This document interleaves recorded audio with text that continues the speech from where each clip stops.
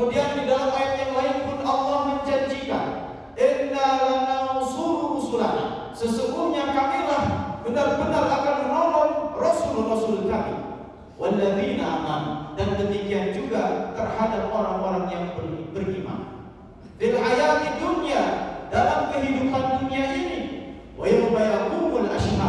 demikian juga pada hari tatkala tegaknya para saksi, yakni di hari kiamat.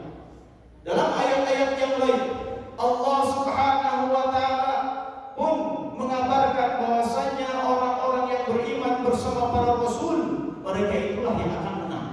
Diulang-ulang Allah menyatakan demikian, yang menunjukkan bahwasanya siapa yang mengikuti Rasul, mengamalkan Islam sebagaimana yang diajarkan oleh Rasulullah SAW, maka dialah yang akan mendapatkan pertolongan dari Allah Subhanahu wa taala.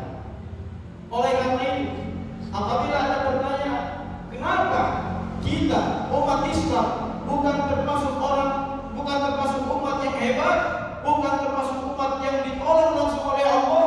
Jawabannya yang salah bukan Islamnya, akan tetapi umatnya. Karena pasti Allah benar bahwasanya Allah berjanji akan menolong orang-orang yang beriman. Maka apabila pertolongan itu belum kunjung datang, artinya kita belum melaksanakan syarat-syarat mendapatkan pertolongan tersebut. Oleh karena itu, para ulama Ahlus Sunnah wal Jamaah kemudian menjelaskan dengan membawakan ayat in tansurullah ya ayyuhalladzina amanu in tansurullah, wahai orang-orang yang beriman, in tansurullah, apabila kalian menegakkan agama Allah, mengamalkan agama Allah. Tansurullah maknanya adalah mengamalkan agama Allah, yansurkum, maka pasti Allah akan menolong kalian. Wa yuthabbit aqdamakum, dan Allah akan meneguhkan pendirian kalian. Maka kata para ulama, sebagaimana dinukil oleh Syekh Al-Albani, sepakat para ulama bahwasanya maksud dari tansurullah yang secara literal artinya adalah menolong Allah, namun maknanya adalah mengamalkan agama Allah. Maka itu merupakan syarat agar kita mendapatkan pertolongan yang Allah janjikan. Maka yang dimaksud Allah menolong orang-orang yang beriman adalah yang benar-benar beriman, bukan yang hanya mengaku di mulut saja beriman. Maka hadirin sedang Jumat yang berbahagia, ketahuilah selama kita benar-benar beriman dan mengamalkan konsekuensi keimanan, apa yang harus dilakukan orang-orang yang beriman, pasti kita akan ditolong oleh Allah Subhanahu wa taala. Hadirin sidang Jumat yang berbahagia, di antara bentuk realisasian atau mengamalkan keimanan adalah dengan mengamalkan ajaran-ajaran Islam. Karena sesungguhnya apa yang Allah ajarkan, Allah wajibkan di dalam Al-Quran maupun Sunnah, apa yang Allah haramkan dalam Al-Quran maupun Sunnah, hakikatnya demi kebaikan kita, bukan demi kepentingan Allah Subhanahu wa taala. Oleh karena itu Allah Subhanahu wa taala berfirman, "Wa may yattaqillaha yaj'al lahu makhraja, wa may yattaqillaha yaj'al lahu makhraja." Siapa yang bertakwa pada Allah, artinya atau maknanya adalah mengamalkan ajaran apa yang Allah ajarkan, mengamalkan Islam, karena Islam itu apa yang Allah ajarkan. Wa may yattaqillah, siapa yang bertakwa kepada Allah dengan mengamalkan ajaran Islam, yaj'al lahu makhraja, maka Allah akan berikan solusi baginya. Wa yarzuqhu min haitsu la yahtasib, dan Allah akan memberikan rezeki di dunia. Allah akan memberikan rezeki dari arah yang tidak disangka-sangka. Bisnisnya ini rezekinya dari sini, mengejarnya ke sana datang rezekinya dari sini, tapi dia tetap datang. Maka hadirin sidang Jumat yang berbahagia, orang-orang yang betul-betul menyerahkan pasrah tawakal kepada Allah dalam setiap perjuangannya, dia hanya melaksanakan ikhtiar, namun tidak menyandarkan dirinya pada ikhtiar itu, pada usahanya itu. Maka ketika gagal, dia yakin Allah tidak memberikan dari akhir, sehingga terus dia berusaha. Maka begitulah sampai Allah Subhanahu wa taala berfirman, "Qul kullu ya'malu 'ala syakilatihi." Katakanlah wahai Rasulullah sallallahu alaihi wasallam, "Qul kullu ya'malu 'ala syakilatihi." Bahwasanya setiap orang itu akan beramal itu artinya bahasa Arab yang bisa juga diterjemahkan bekerja, berusaha, berbuat. Setiap orang akan berbuat 'ala syakilatihi, sesuai dengan syakilah, atau dalam tafsir Ibnu Abbas beliau menafsirkan 'ala syakilatihi, sesuai dengan syakilah itu artinya adalah ala hiddatihi wa tabi'atihi. Hiddah artinya ketajaman kemampuan dia,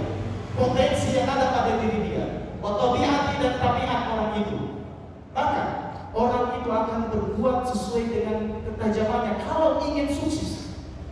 Maka hadirin sidang Jumat yang berbahagia, para sahabat dahulu radhiyallahu taala anhum jami'an, mereka adalah orang-orang yang dididik oleh Rasulullah sallallahu alaihi wasallam. Mereka pula yang mendengar sabda Rasulullah sallallahu alaihi wasallam, al-mu'minu lil mu'min kal bunyan. Bahwasanya mukmin yang satu dengan yang lainnya bagaikan bangunan. Kemudian Rasulullah mengisyaratkan dengan kedua tangannya, yashuddu ba'du ba'dan, saling menguatkan satu sama lain sambil mempraktikkan tangannya seperti ini.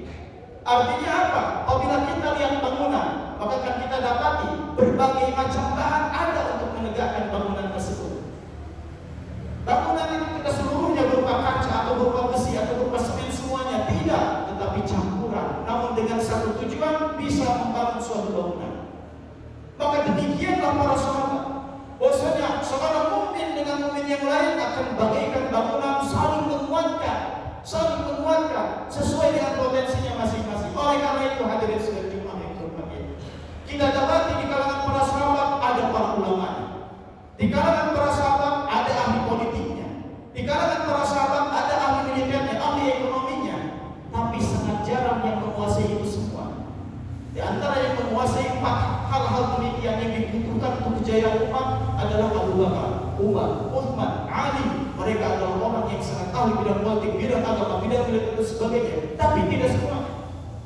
Suatu ketika Khalid bin Walid radhiyallahu taala anhu, salah seorang sahabat Rasul, menangis ketika menggenggam mushaf Al-Quran. Seraya berkata, "Syaghalani ankal jihad." Sungguh jihad saya ini telah menyibukkanku dari banyak membaca qaulai Quran.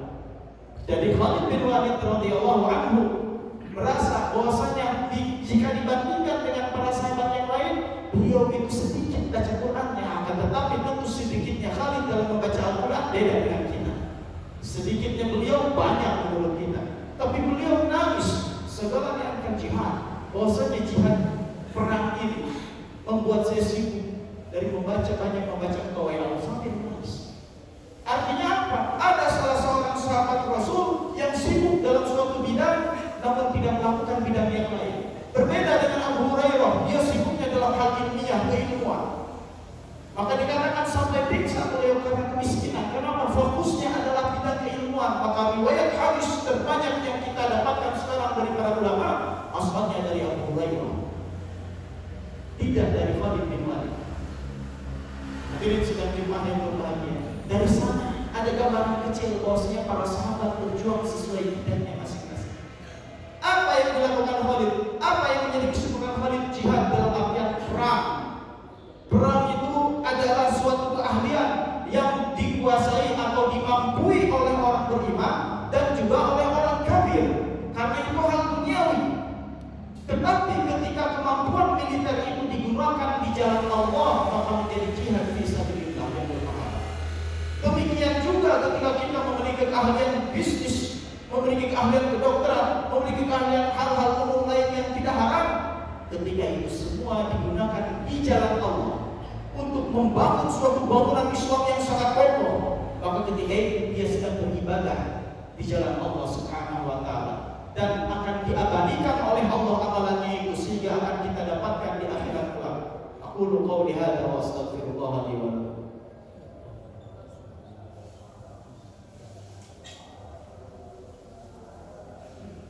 Alhamdulillah wassalatu wassalamu ala Rasulillah wa ala alihi wa ashabihi wa man tabi'ahum bil huda ila yaumiddin. Amma ba'd. Suatu ketika Abu Saleh, seorang tabi'in muridnya sahabat Rasul, mengabarkan bahwasanya Abu Musa al-Asy'ari, salah seorang sahabat Rasul, menceritakan bahwa dahulu Rasulullah Shallallahu Alaihi Wasallam melihat ada seseorang di Masjid Nabawi sholat, tapi sholatnya cepat. Kalau menurut bahasa kita bagian ayam mematuk makanannya. Kalau dahulu di Arab bagaikan burung gagak yang sedang mematuk dari makanannya.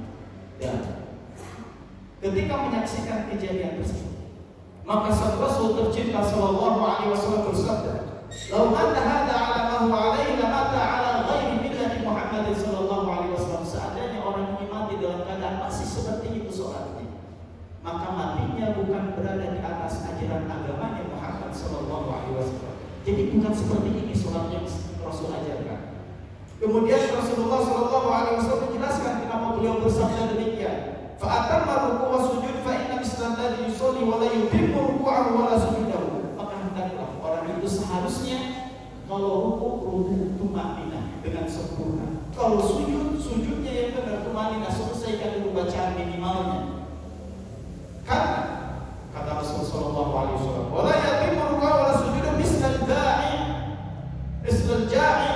Bahwasanya orang yang sholat tapi tidak benar ruku dan sujudnya, maka dia bagaikan seseorang yang memakan kurma, seseorang yang sangat lapar kemudian memakan kurma tapi makannya cuma 1 atau 2 biji saja. Artinya apa? Orang tersebut lapar, sangat lapar, ingin mengenyangkan perutnya, menghilangkan rasa laparnya, cuma makan 1 kurma. Pada intinya, maka tidak akan membuat kenyang. Sholat itu adalah di antara wasilah atau perantara kita mendapatkan pertolongan Allah. Makanya Allah berfirman, "Wasta'inu bis-sabri was-shalah." Minta tolonglah kepada Allah Subhanahu wa taala melalui kesabaran dan sholat. Maka bisa orang ketika banyak masalah dia sholat minta pertolongan pada Allah, itu disyariatkan. Tetapi kalau sholatnya tidak benar, dia butuh pertolongan dari Allah, tapi sholatnya tidak benar, maka tidak cukup untuk mendatangkan pertolongan Allah. Bagaikan orang lapar, cuma makan 1 kurma, tetap aja lapar. Orang butuh pertolongan, tapi amalannya rusak, maka dia tidak akan mendapatkan pertolongan dari Allah Subhanahu wa Ta'ala. Hadirin sidang Jumat yang berbahagia. Kemudian Abu Saleh yang mendengar hadis tersebut dari Abu Musa al-Asy'ari mengatakan, dari mana kau mendapatkan riwayat hadis tersebut? Yang menarik adalah apa yang dikatakan selanjutnya ini. Wahai Abu Saleh, Abu Saleh mengatakan, wahai Abu Musa al-Asy'ari, dari mana kau mendapatkan hadis atau kisah hadis tersebut? Maka Abu Musa al-Asy'ari mengatakan, haddatsani bihi umara'ul ajnad. Haddatsani bihi umara'ul ajnad. Yang mengabarkan kisah hadis tersebut kepadaku adalah para panglima perang, umara'ul ajnad. Maksudnya dari kalangan para sahabat yang mereka dikenal disebut sebagai para pemimpin perang. Karena di kalangan para sahabat mereka dikenal dengan keahlian masing-masing. Maka yang mengabarkan hadis tentang sholat tadi, pentingnya tumanina, itu adalah para panglima perang. Siapa itu? Khalid bin Walid wa Syurahbil bin Hasan wa Amr bin As, annahum sami'uhu min Rasulillah sallallahu alaihi wasallam. Mereka adalah Khalid bin Walid, kemudian Syurahbil bin Hasan, Amr bin As. Semuanya mendengar hadis tersebut. Para panglima perang tersebut mendengar hadis tersebut dari Rasulullah sallallahu alaihi wasallam. Di sini dapat kita mengambil faedah atau manfaat ilmu bahwa sesibuk apapun seseorang, dia harus tetap mengetahui pokok-pokok penting dalam ajaran agama. Dan sholat pasti dilakukan oleh seorang muslim apapun itu, apapun profesinya, apapun kesibukannya, sholat pasti harus dilaksanakan. Adapun menghafal Quran, tidak mesti seluruh umat Islam menghafalnya. Bahkan tidak semua ustaz, tidak semua santri menghafalnya. Tetapi sholat setiap umat Islam wajib melaksanakannya. Nah, sesibuk apapun kita, sesuai dengan profesi halal kita, yang kemudian nanti kita niatkan fisabilillah, jangan lupa bahwasanya ada kewajiban yang tidak boleh tidak harus kita lakukan apapun kesibukan kita, di antaranya sholat. Maka Khalid bin Walid betul beliau sedikit dalam membaca Al-Quran ketimbang sahabat-sahabat yang lain, tapi masalah sholat tahu beliau. Karena itu yang akan dilaksanakan ketika dia berjuang fisabilillah nanti dalam kesibukannya duniawi, dia pun akan melaksanakan sholat. Maka hadirin sidang Jumat yang berbahagia, dengan kesibukan masing-masing tersebut para sahabat hidupnya diberkahi. Ada di kalangan para sahabat yang memang kesibukannya itu berdagang. Apabila kita membaca sejarah Rasulullah dan para sahabatnya, maka akan kita dapati bahwasanya kaum Ansor, orang asli Madinah yang menolong Rasul, kaum Ansor istilahnya, itu dikenal dengan para pedagang korban. Adapun kaum Muhajirin yang hijrah dari Mekah ke Madinah dikenal dengan para pedagang secara umum. Adapun Ansar dikenal dengan para petani kurma. Artinya apa? Para sahabat juga sibuk dengan kesibukannya masing-masing, tetapi ketika waktunya harus melaksanakan kewajiban yang lebih wajib, maka mereka akan taat kepada apa yang Allah perintahkan. Ya ayyuhalladzina amanu idza nudiya lis-sholati min yaumil jum'ati fas'au ila dzikrillah.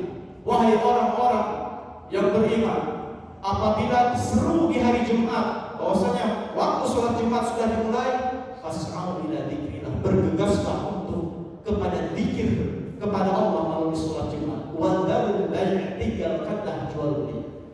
Dzalikum khairun lakum, itu lebih baik. In kuntum ta'lamun, apabila kalian mengetahui itu lebih baik. Sumber keberkahan yang sedang Anda cari dalam lelahnya kerja Anda, sumber kesuksesan yang Anda cari dalam keringat yang terus bercucur ketika kita berusaha, ternyata ada. Kalau kita sedang bekerja di hari Jumat, kemudian waktu sholat Jumat, tinggalkan dulu itu. Apakah Allah memerintahkan kita meninggalkan duniawi? Tidak.